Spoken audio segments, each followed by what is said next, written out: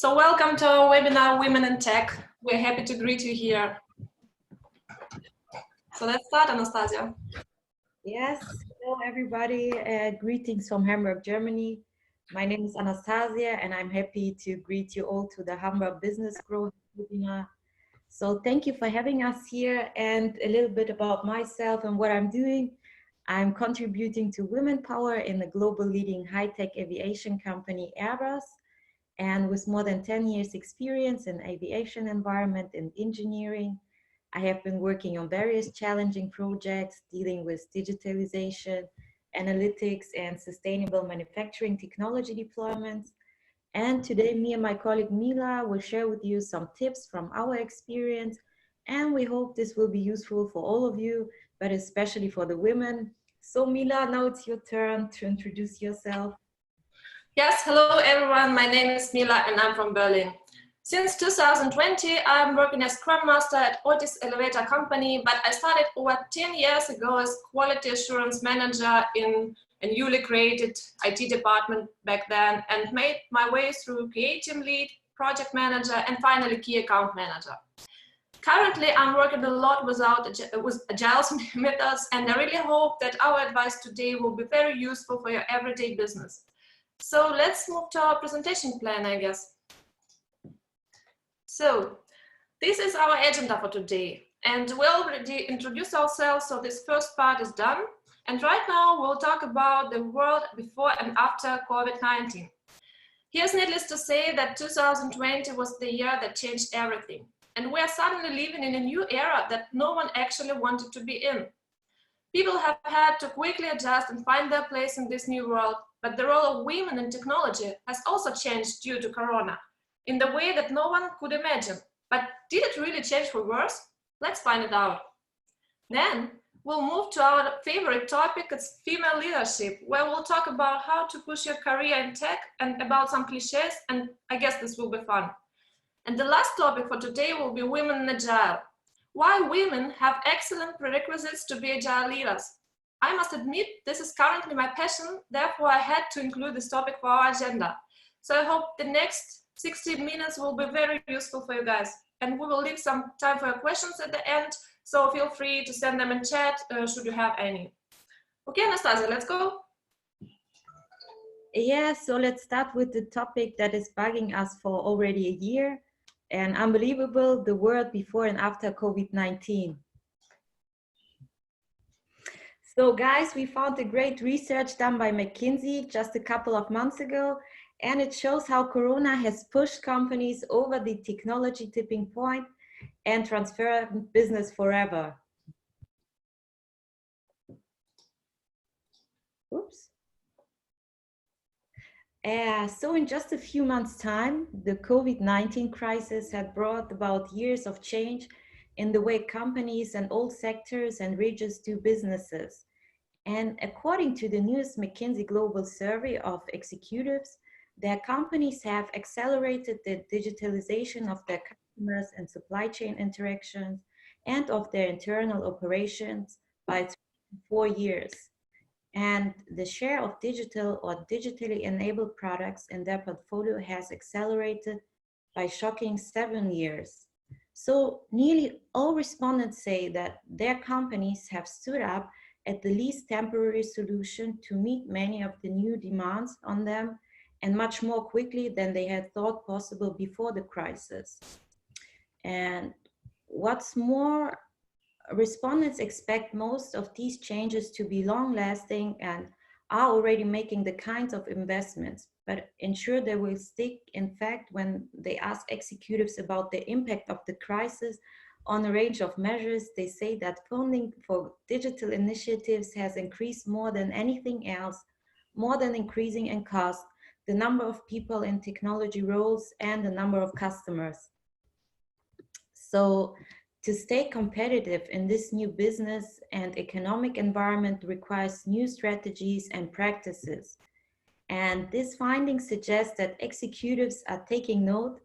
Most respondents recognize technology strategic importance as a critical component of the business and not just a source of cost savings. So respondents from the companies that have executed successful responses to their crisis report a range of technology capabilities that others don't. And filling gaps for technology talent during the crisis, the use of more advanced technologies, and speed in experimenting and innovating. So digital adaptation has taken a quantum leap at both the digitalization and industry levels. By the way, Mila, do you have any idea what that was? I'm afraid I do. It's probably because of online shopping, because I was really addicted to this at the beginning of Corona times and now as well. And you too, right? Yes, it's the same for me.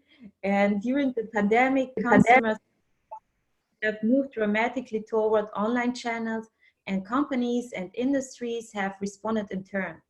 So the survey result confirmed that rapid shift toward interacting with customers through digital channels. And they also show that rates of adaptation are years ahead of where they were when previous surveys were conducted, and even more in developing Asia than in other regions, as you can see on the slide. So respondents are 3 times likelier now than before the crisis to say that at least 80% of their customer interactions are digital in nature. And perhaps more surprising is the speed up in creating digital or digitally enhanced offerings. So across regions, the results suggest a 7-year increase on average in the rate at which companies are developing these products and services. So once again, the leap is even greater 10 years in developed Asia. And this will be seen on the next slide. So respondents also report a similar mix of types of digital products in their portfolios before and during the pandemic. And this finding suggests that during the crisis, companies have probably refocused their offerings rather than make huge leaps in products development in the span of a few months. Quite impressive, Mila. What do you think? Well, absolutely. Let's look at the next slide. So, across sectors, the results suggest that rates for developing digital products during the pandemic differ. Given the time frames for making manufacturing changes, these differences, not surprisingly, are more apparent between sectors with and without physical products than between B2B and B2C companies. Respondents in consumer packaged goods, let's call them CPG, and automotive and assembly, for example, report relatively low levels of change in their digital product portfolios. By contrast, the reported increases are much more significant in healthcare and pharma, financial services, and professional services, where executives report a jump nearly twice as large as those reported in CPG companies. So the consumer-facing elements of organizational operating models are not the only ones that have been affected. Respondents report similar acceleration in digitalization of their core international operations, such as back office, production and R&D processes, and of interactions in their supply chains. So unlike consumer-facing changes, the rate of adaptation is consistent across regions. But yet, the speed with which respondents say their companies have responded to a range of corona-related changes is even greater than their digitalization across the businesses. So McKinsey asked about 12 potential changes in respondents' organizations and industries. And for those that respondents have seen, they asked how long it took them to execute and how long would it have taken before the crisis. So for many of these changes, respondents say that companies acted 20 to 25 times faster than expected. In the case of remote working, respondents actually say that their companies moved 40 times more quickly than they thought possible before the pandemic. So before then, respondents say it would have taken more than a year to implement the level of remote working that took place during the crisis. Actually, it took an average of 11 days to implement our workable solutions, and nearly all companies have stood up workable solutions within just a few months. That's crazy. So when respondents were asked why their organizations didn't implement these changes before the crisis, just over half said that they just weren't a top business priority. So crisis removed this impediment. Only 14% of all respondents say that a lack of leadership alignment hindered the actual implementation of these changes. Respondents at both B2B and consumer-facing companies must often cite a failure to prioritize as an impediment, but the responses to these changes differ.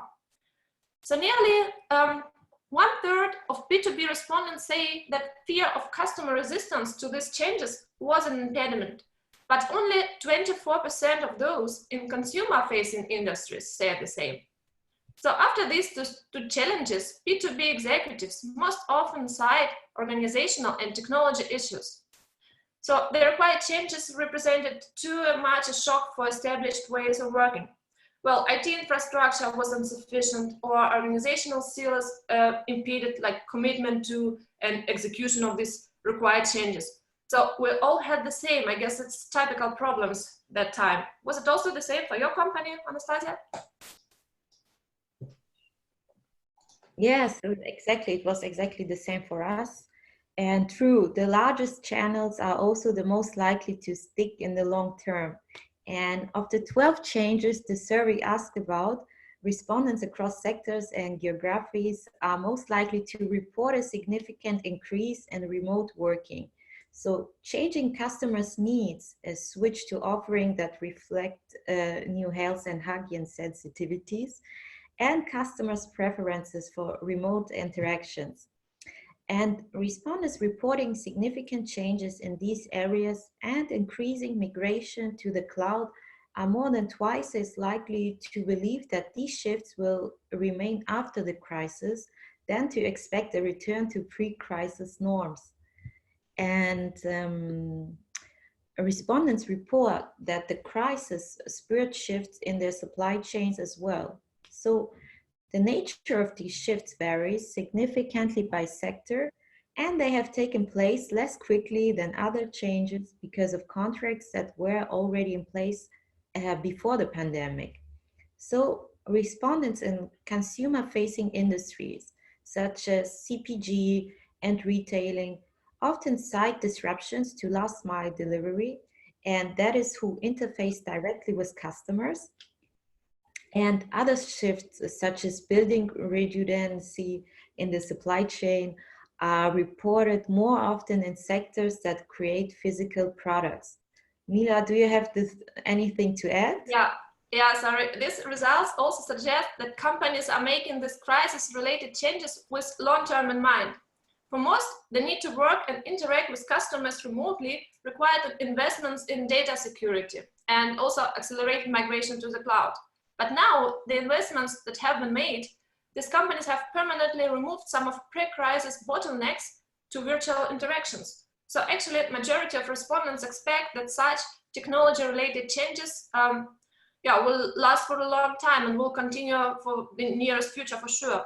So nearly 1/4 of respondents also report a decrease in their physical footprints. So this signifies a long-term shift that would likely occur more than 21%, reporting a drop in their number of full-time equivalents at some companies that could represent a temporary move in the earliest days of the crisis. But what's more, when they were asked about the effects of the crisis on a range of company measures, like including headcounts, and the respondents said that funding of digital initiatives has increased more than anything else, more than costs, the number of people in digital or other technology roles and number of customers. Crazy. Wow. And McKinsey also looked at the underlying reasons for some changes would or would not stick. And their the ability to meet customers' needs and advantages for the business. So in addition, they examined the relationship between the length of the crisis and the permanence of the changes as new becomes normal over time. And of the 12 changes, remote working and cloud migration are the two that respondents say have been cost effective than pre-crisis norms and practices. So remote working is much less likely to meet customers' expectations better than it did before the crisis. and responses to the increased demand for online interactions and to changing customers' needs. So investments in data security and artificial intelligence are the changes respondents most often identify as helping to position organizations better than they were before the crisis. And across these changes, remote working is the likeliest to remain the longer the crisis lasts, according to 70% of the respondents. Wow. So technology-driven strategy needed for the win is there is a need for digital strategies to be true corporate strategies that take digital into account. And from earlier research, it's known that at the leading companies, digital and corporate strategies are one and the same. So the COVID-19 crisis has made this more urgent than ever. And while the alignment on overall strategy and strong leadership have long been markers of success during disruptions or transformations, as you will see on the next slide. At the organizations that tried new digital technology during the crisis, and among those that invested more capital expenditures in digital technology that their peers did, executives are twice as likely to report outside revenue growth than executives at other companies. And this is something I didn't expect. What about you? No, me neither. So these results, they also indicate that along with the multi-year acceleration of digital, the crisis has brought about a sea change in executive mindsets of the role of technology in business. So in earlier McKinsey survey from 2017, nearly half of executives ranked cost savings as one of the most important priorities for their digital strategies. And now only 10% view technology in this way. So in fact, more than half say that they invest in technology for competitive advantage or refocusing their entire business around digital technologies. This is how Corona changed it all. So this mindset shift is most common among executives whose organizations were losing revenue before the crisis began. Those were reporting the biggest revenue hits in recent years, and they acknowledged that they were behind their peers in their use of digital technologies. Like about 40% say so, compared with 24% at companies with the biggest revenue increases. And also say that during the crisis, they have made much more significant changes to their strategies than other executives report. So let's see this slide. What's more, respondents say that technology capabilities stand out as key factors of success during the crisis. Among the biggest differences between the successful companies and all others is talent, the use of cutting-edge technologies and range of other capabilities. So, related imperative for success is having a culture that encourages experimentation and, most important, acting early. Well, I absolutely agree. What about you? Yeah, moreover, nearly half of respondents at successful companies say that they were first to market with innovation during the crisis, and that they were the first companies in their industries to experiment with new digital technologies. And they are also more likely than others to report speeding up the time it takes for leaders to receive critical business information and reallocation resources to fund new initiatives. So both are key aspects of a culture of experimentation. Yeah, absolutely. So that notion of a tipping point for technology adoption or digital disruption, it isn't new. But the survey data suggests that the corona crisis is a tipping point of historic proportions, and that more changes will be required as the economic and human situation evolves. So the results also show that some significant lessons that can be drawn from the steps organizations have already taken. And one is the importance of learning, both tactically, like in the process of making specific changes to businesses, like which technologies to execute and how, and organizationally, how to manage change at a pace that far exceeds that of prior experiences. So both types of learning will be critical going forward. since the pace of change is not likely to slow down, not in the nearest future. So let's move to our big topic, role of women in this transformation. Would you like to start? Yes, thank you, Mila. So, as we mentioned before, the world digital is now a part of our collective DNA. And digital technology, digital media, digital marketing, digital transformation, everyone and everything is digital. So digital touches every aspect of our lives, and everything that can be digitalized is being digitalized. And to survive in the digital world, every individual needs to be respond in an accelerated fashion to stay relevant. So, however, various studies have shown an imbalance in the contribution between men and women in honing digital skills or leading digital initiatives. So, when it comes to leading digital transformation initiatives, according to research by KPMG, globally 48% of female leaders are comfortable with cutting edge technologies such as AI, machine learning, and blockchain. And it's baffling to see that women hold only 5% of leadership position in the technology industry. And research shows that more diversity leads to better decision making, leading to better production of innovative products and services. And if the disparities are stark, then it's difficult for women to lead the way, and organizations that empower their people with more relevant skills, training, create an environment where women can advance more quickly. So, what does it take to develop female digital leaders? First of all, increase in female role models. There is a shortage of female role models that women in tech can look up to.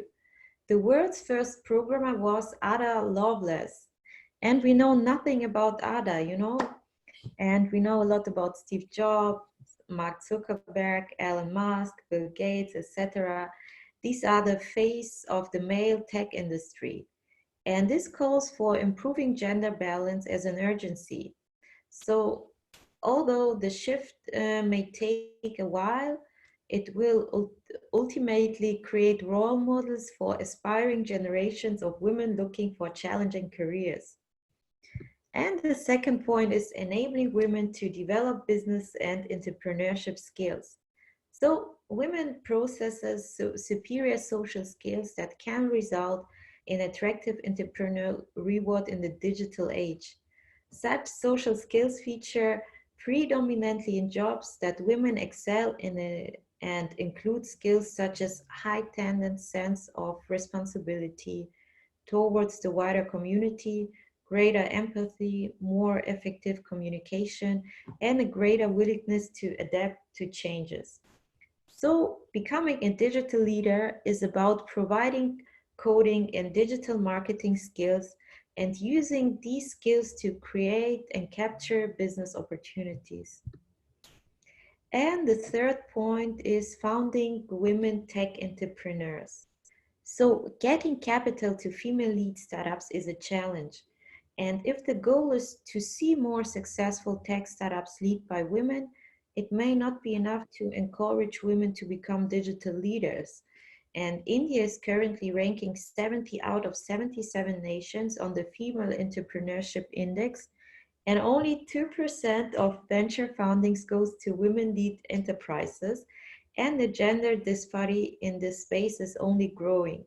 So say the founder of Women in Cloud. And a community-led initiative to support and promote women technology entrepreneurs. Sorry, I have to interrupt you, but I just recall a fun fact about India. Did you know that women make around 14% of total entrepreneurship in India? India sees now a big revolution concerning women entrepreneurs. So it's really interesting to see how women are taking over the digital space and have encased various opportunities to build these new ideas. That's crazy. Yeah, and the digital revolution has opened a lot of opportunities for men and women to shine alike. So the high impact of the internet and social media is allowing more and more women to conceive financial, independence, and profitability. So the rise of digital will completely eliminate the present gender disparities, with women harnessing more opportunities to lead in the digital world. It's a nice forecast, isn't it? Yeah, I hope so. Let's see how it evolves in the future. And let me jump then to the next topic because it matches quite good to what you just said. Oh, just a second. Oh, I guess I'm not in the mode of presenting. Sorry, I have to switch the slide in some other way. Okay, so this slide. This topic matches good to what you just said, and most companies have already some business continuity plans, but those may not fully address the fast-moving and unknown variables of an outbreak like Corona. So typical contingency plans are intended to ensure operational effectiveness following events like natural disasters, cyber incidents, and whatever else, but they don't generally take into account the widespread quarantines, extended school closures, and added travel restrictions, which occur in case of global health emergency. Well, we see it right now. So the crisis raises a number of unique challenges. And in inaugural COVID-19 C4 Pulse survey of PricewaterhouseCoopers, the finance leaders in the United States and Mexico shared their top concerns. So let me show you what they said. The issues that technology industry might face might be business continuity planning doesn't account for uncertainty of evolving pandemic. Well, right. And the raft of industry event cancellations mean fewer business development opportunities. And of course, the diminished business travel results in fewer client interactions. So what do they suggest, like steps to consider or possible solutions? They suggest appointing a central accountable leader supported by a cross-functional team to manage this continually evolving crisis. Then creating a framework for data analysis and decision-making. And running simulation exercises based on realistic scenarios in the short, medium, and of course long-term. And we can seek also outside help as needed, as they say. The next thing will be the issues that the workforce might face. So staffing concerns ramp up for full-time employees as well as gig workers, such as drivers, delivery workers, and retail staff, who often work as contractors. A slowdown in recruiting results from the crisis. It could affect a future pipeline of skilled workers. Cybersecurity risks are likely to rise as more people are working remotely. So what they suggest? They suggest to communicate clearly and early about health and safety considerations. Then to showcase cyber-safe platforms that support remote employees. Well, having fewer workers in the office make it safer for those whose jobs require them to be there. Then show up workforce modeling. Anastasia, do you have any other ideas to add here? Oh, we don't hear you.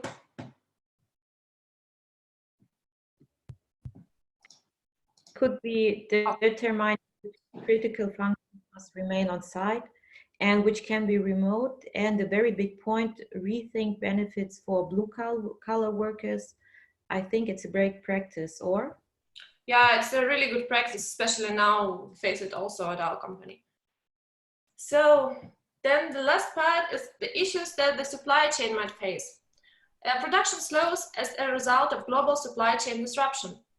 And as companies seek business solutions to address remote work, social distancing, and the need for in-store alternatives, the demand for developer and engineering talent is likely to increase.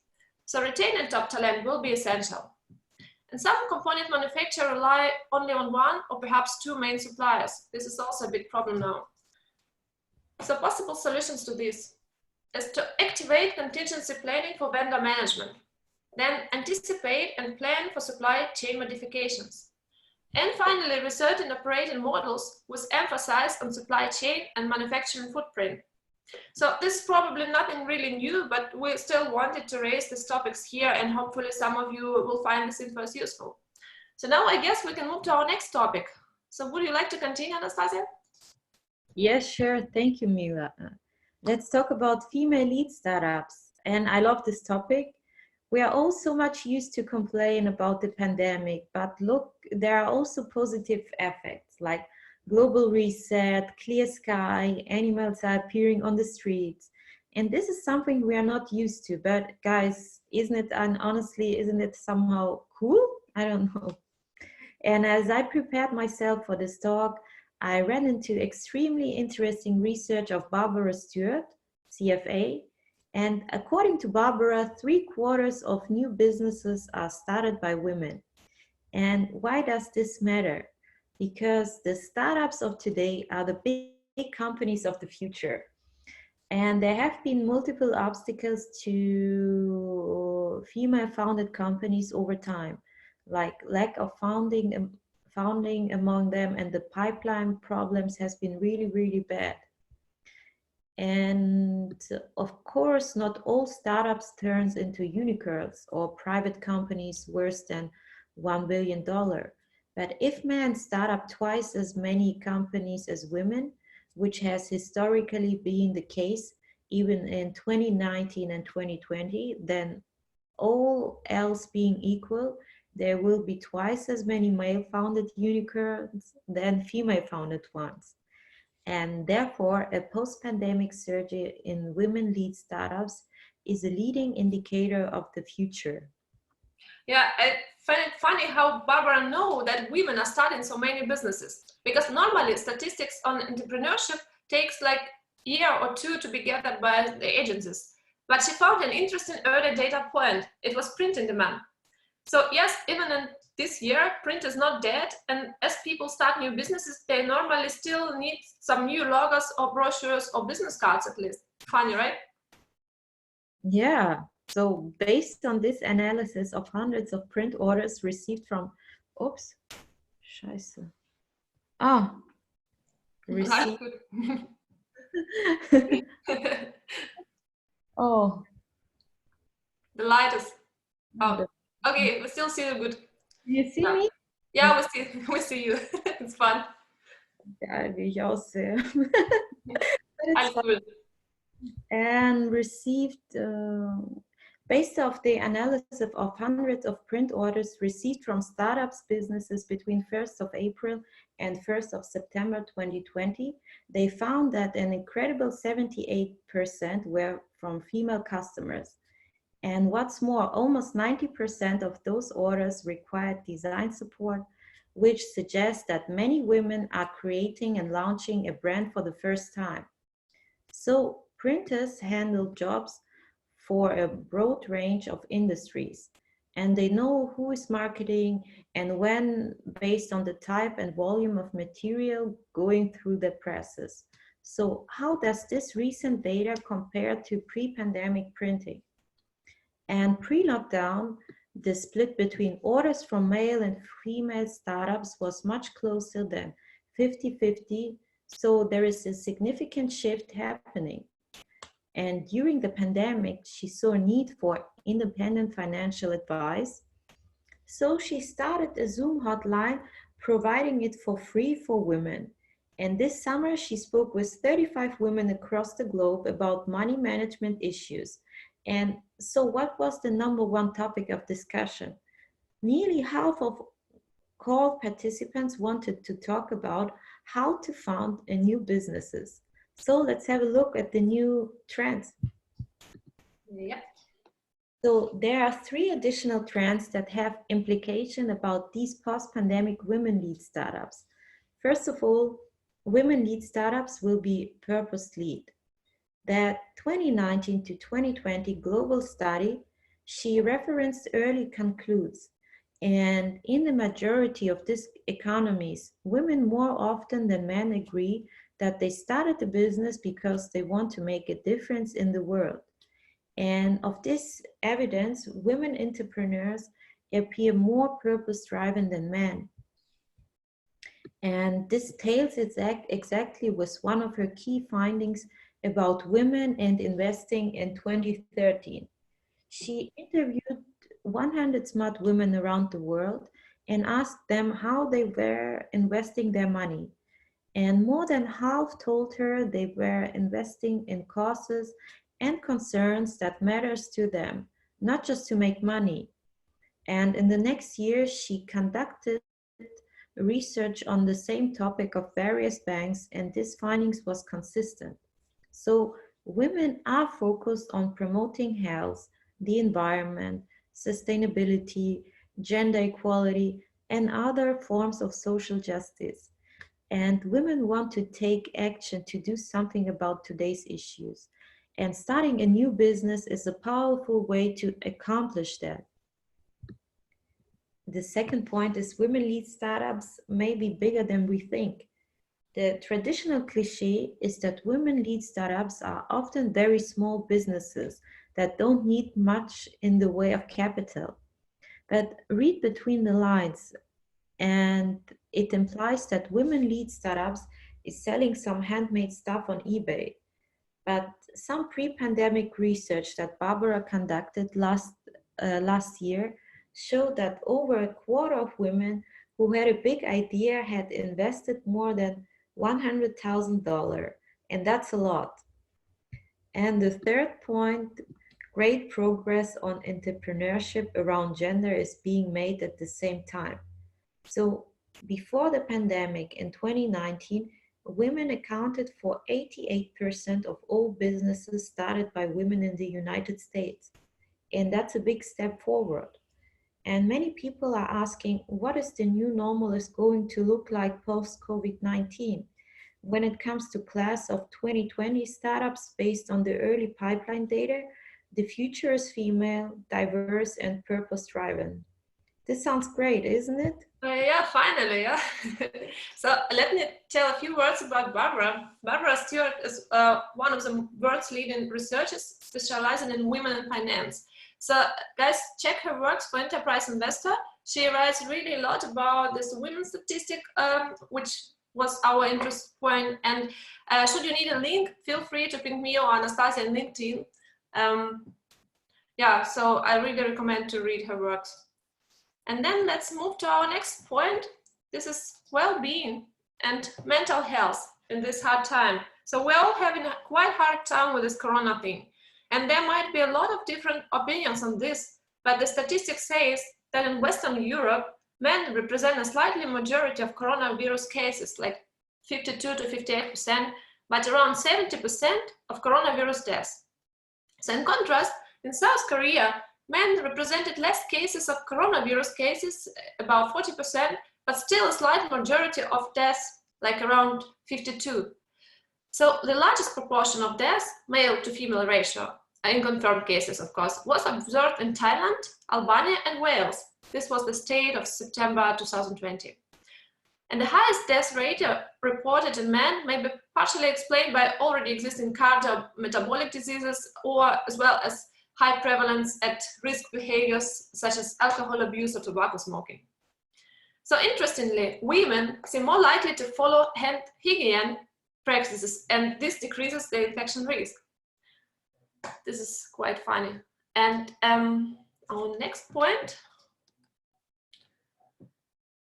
So the corona pandemic has affected women way more profoundly than men in several areas. So both at workplace, especially in the health and social sector, and of course at home, with an increased workload due to lockdown and quarantine measures. Worldwide, 70% of the health workforce is made up of women, who are often also frontline health workers, such as nurses, midwives, and service staff, like cleaners, laundry, and catering. This all is made up of women. So, for example, in the US, women hold 78% of all hospital jobs, 70% of pharmacy jobs, and 51% of grocery store roles. It's similar in Europe as well. So consequently, women are more likely to be exposed to the virus. And in Italy and Spain, for example, 66 and 74% of health workers infected were female, as compared with 34 and 28 of men.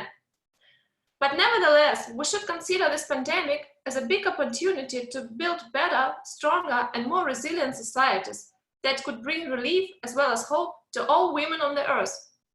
For example, during the First World War and the flu pandemic, for the first time in the history of the United States, nurses had the opportunity to serve US Army. So in fact, this drama has been turned into an opportunity to improve gender equality. So we really hope that this pandemic will also help to recognize the major role of women at home and at the workplace.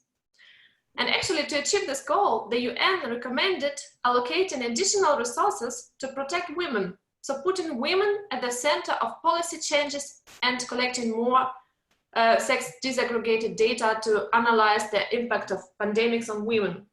And moreover, the 17 Sustainable Development Goals proposed by the UN offer a unique opportunity to achieve gender equality and simultaneously improve health and well-being for everyone before 2030. Well, that's impressive. Let's see how it goes. But I think now it's time to share our experience. So Anastasia, may I ask you to tell your story? Because I find it so inspiring, and I hope that the girls that are listening to us will also take some lessons from this. Yes, of course, it's a pleasure for me. And so I started in 2011 at the Design Quality Engineering Department for H380. And I had no clue about how heavily male dominated this job were at this time. And now there are much more women working out there. And it was very difficult for me at the beginning, honestly. So to all these girls looking for an interesting tech job, you're on the right path, just do it. So what did I do? I worked hard and I studied up upon all relevant topics to the best possible level and made my way up. And as a woman, you face many stereotypes by default, and you're not always taken seriously, you're not really listened to. So I did my best to be perfectly prepared for every single meeting. And for my first digitalization job, I learned a 400 pages script by heart and tried to understand each requirement of every stakeholder. And only with such attitude, I managed to get respect of my colleagues.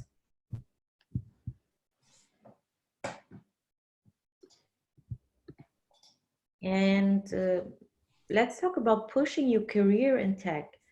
And my first tip is focus. Always stay focused on your job, set your goals, and always be prepared. And there is a cliche that the lady in the men's world can work less. And that's not true. You should be confident in what you do, and you need to be well prepared for all the topics you're dealing with. Set the right goals and right schedule for every task you have to work on, and make sure to set the right priorities. And the next point is diversity. It means never judge by the cover. You surely don't want people to judge you by your cover. So try to have small talk and good personal connection to your colleagues, as you spend way more time with your colleagues in the office than with your family and friends. And it's actually relevant for any job. And I'm very lucky to work in an international environment. There are a lot of different nationalities in my office, and I'm dealing with different cultures in my everyday work. And in order to be successful, you need to be open-minded. The next point is let your knowledge grow. So never try to jump over your position. The only thing that matters is how good you are at your job. So do it the best possible way. Use every chance to learn something new. Deliver quality, and believe me, you will make your way up with that. And the next point is courage. And I remember my first meeting, and as I was the only girl there, and that creepy feeling, being afraid of all those big guys and being too shy to say what I'm thinking. So I stayed quiet. But there is no reason to be afraid. At the end of the day, the only thing that matters is the communication in the team and the aim to create and build and reach the goals together. So it won't bring you forward if you don't speak up. The next point is breaks. Breaks are important. Have small breaks and respect everybody's time. As Mila said before, it's extremely important to your well-being. And the next point is respect. Respect is a huge point. Respect yourself and people around you. And the last one, but the most important one, is love your job. You won't be happy if you don't like what you are doing. There is a cliche that IT is monotone and boring, but not for me. I enjoy creating something new and big together with my team. It might sound strange, but it requires a lot of creativity as we think of the new features and create them together. So these are the ways I was thinking about to get respect in the IT men's world. And what I have realized that was that being knowledgeable and having the right mindset is key to handle both of my wishes to stay girl and to be taken seriously by all those guys. So Mila, I guess it was the same for you, or? Yeah, absolutely. It was pretty much the same for me. And I totally agree with all your points, especially love your job.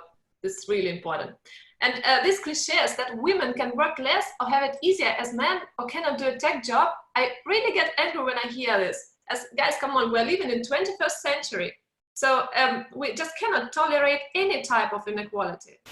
I'm happy to see that more and more girls are selecting technical jobs. I remember myself 10 years ago as I started as quality assurance manager, and I was the only girl on the team.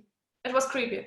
But next year we hired a software engineer that was a girl, and this was really something new, seeing a girl in such position. But then came more and more girls over the next years, and it was feeling quite right.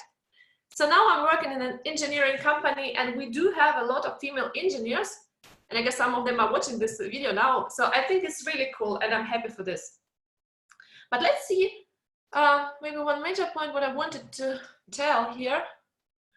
Yeah, this has something to do with this point, what I wanted to show you, it's self-awareness. Self-awareness is the foundational leadership skill of the 21st century. So the leaders who know who they are and how they are seen by others, they are way more effective, confident, respected, and promotable. But despite these advantages, women continue to be underrepresented in senior leadership roles and are paid less than men.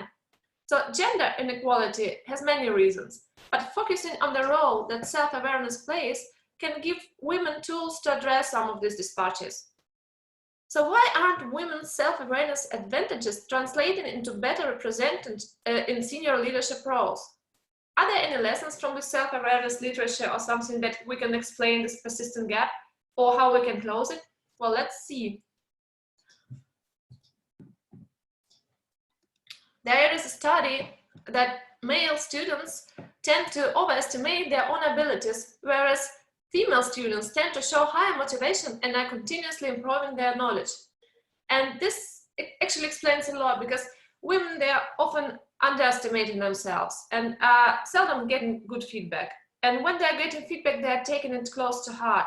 So they're not really confident, and therefore they learn more and strive for more. So now we can move at this point to the next topic, women in agile. But before we do, I will ask Anastasia to present you some shocking statistics. Yes, thanks, Mila. Yeah, let's move to our last chapter, and I know it's your favorite one. But before we move directly to the topic, let me show you some numbers. And did you know that while women account for 53% of new hires, only 3% of CO are women? So in 2018, among the Fortune 500 companies, only 24 had the women in the position of, yeah. So just let it sink. 24 out of 500. And these were just a couple of the shocking statistic on the crazy state of diversity in leadership. So diversity seems to be on everyone's mind these days. For some, the need is obvious, but others have different concerns. For example, if we move more females into leadership position, doesn't that mean we are taking power away from men? And creating better companies through diversity is not about taking or releasing power. It's about leveling the playing field.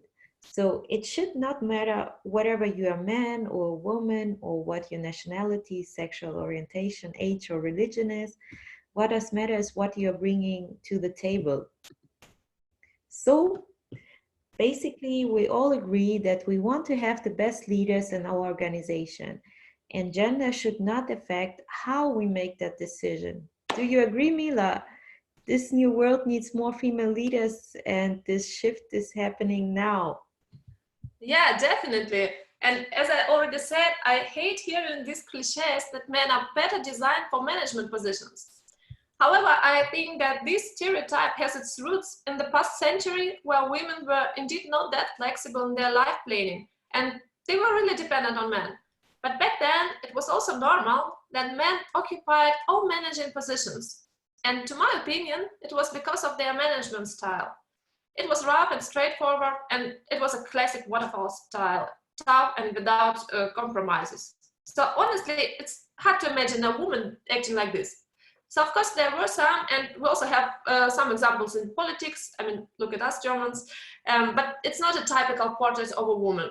So anyway, just look what we have now. We used to say that digital transformation is happening, but in fact, we're already living in it for some time. So the management style has also to be adapted, and it has to become agile, and it's becoming agile. But if we talk about women in agile, I do have some proofs that women have better prerequisites to be agile leaders than men. Want to know why? There are stereotypes that not only about women, but also about men, that male leadership characteristics are often described as competitiveness, assertiveness, and aggressiveness. And female leadership traits, on the other hand, are typically known to be soft skills like collaboration, communication, and inclusiveness. But since men hold 97% of the top leadership position, and this is crazy, does that mean that in order for women to rise into these positions, they should emulate the behavior of men? Unfortunately, this approach has proven to be negative. Women just can't win in this way. If they conform to be feminine stereotype of nurture and care for others, they tend to be liked, but not respected. And dozens of studies have now demonstrated that women face a trade-off between competence and likability. So people even mention how a male leader would be described as assertive, which seems to be related to competence, while the same trait on female would be labeled as passive, which comes across as something not likable. Well, let me tell you why women are actually better in agile. So crucially, characteristics typically associated with females are also core to successful agile leadership: collaboration, communication, and nurturing of relationships. So women make great leaders because they have high emotional intelligence. They can listen and they check their egos at the door. So they make it about success of the team and not the individual. Agile organizations have built a breeding ground for diverse leadership because we thrive on diversity, collaboration, and we need people who are nurturing and are great at communicating. So in today's fast-moving marketplace, we need to be more innovative and creative, but you can only be innovative if you allow different ideas to emerge. So as you said before, it's diversity. So here are some skills that women possess by nature. They value work-life balance. They are empathetic. They make great listeners. They are nurturing and they focus on teamwork. They are also motivated by challenges. They are strong communicators and they handle crisis situations well. They check their egos. They have high emotional intelligence. They lead by example and they defy the odds. So these numbers have proved the case for promoting more women. So if your company has 30% of women in your leadership, your profit margin is shown to increase by 1%. So just put it into perspective, a typical net profit margin is 6.4%. So 1% increase, it's huge. It's a high boost in profitability. But it's not just because you have more females, it's because the company has embraced diversity and thus allowed for diversity of thought. So if you want an innovative company, you need different points of view. And that means that you need to look at your hiring process and get more women in. Well, guys, I guess that's it. So I think we will also show you the resources slide because they're quite interesting sources that we got for you. And should you be interested in any of this, just ping us on LinkedIn and we will be happy to share because these sources were really, really exciting to read. Yeah, I hope you will like it too. So absolutely, thanks so much for your attention. We hope you guys had fun. As Mila just said, please feel to contact us if you got any questions. And we have also left a couple of minutes for your questions now. Do you have any? Otherwise, we wish you a great day and hope to see you soon. So check the chat. Oh, the chat is so nice. Thank you.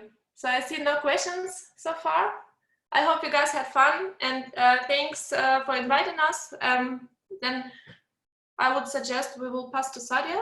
Are you there? Thank you very much, Mila and Anastasia. That was a great webinar, very informative.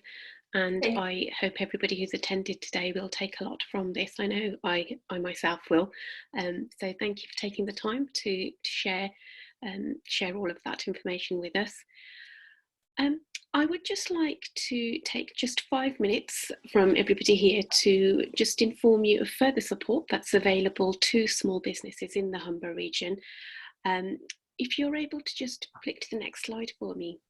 Yes, there's a few details on there that will be useful, but I will be happy to share the slides with anybody that would like them. So we have a program called Digital Catalyst Specialist Support, and under that we have a lot of associates working with us and they have specialisms in various areas of digital technology and in the digital area, so they can talk you through what the specific business requirements are for your business, so how to become more digital. So it could be anything from your finance system, or you wanted to move to the cloud, or it really is varied. There's a whole list of projects that they can work with you on. It's a support program where they will do a diagnostic, so digitally have a look at where your business is at the moment, make a tailored action plan for how to support you and where you can benefit most from, and then sort of on a one-to-one basis take you through the needs of your business. So it is a free support program, it's fully funded, free to businesses, and just a really good opportunity for you to get some independent advice from a specialist on a one-to-one basis. So I really would recommend it. We have had some really good feedback from businesses who have used the Digital Catalyst program. There's a link on, I think, the next slide, Mina, or the one after perhaps, on how to get more information, but I can put that link in the chat as well if that helps. But I'll share the slides with those who have attended that may be interested in the programme. On that note, I'd just like to thank our presenters again.